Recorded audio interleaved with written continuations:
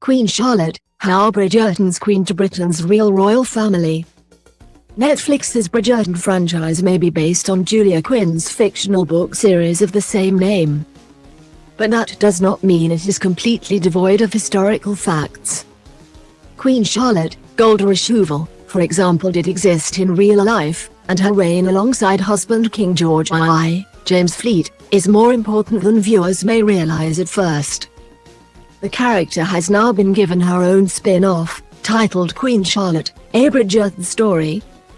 And the series explores the first years of her marriage to King George, with India Amatifio and Corey Milcroft as the young incarnations of the royal couple, as well as her desire to ensure one of their 13 children marries and has a child to secure the family line in the present day. This latter storyline is actually quite significant to the history of Britain's real royal family, which can be traced all the way to King Charles III. Warning, spoilers ahead. Throughout the Netflix series, Queen Charlotte acts as matchmaker for her children after the only legitimate heir to the throne dies in childbirth, thus risking the end of the royal line.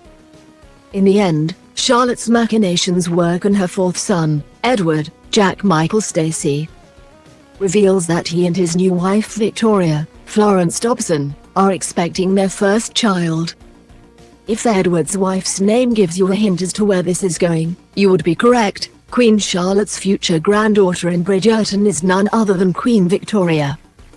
Queen Victoria ruled over Great Britain and Ireland from 1837 until 1901, and her reign was the second longest in British history.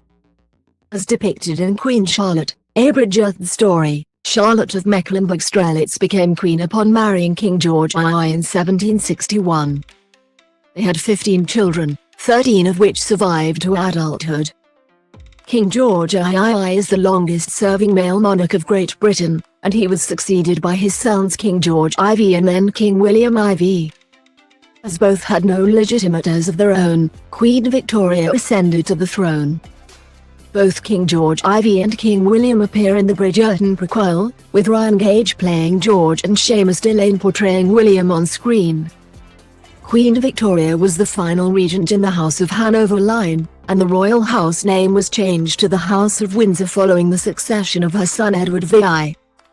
The House of Windsor is Britain's current reigning royal house. It included the late Queen Elizabeth II and is now led by King Charles III, whose coronation will take place on the 6th of May. Queen Charlotte, A Bridgerton Story is available to watch on Netflix.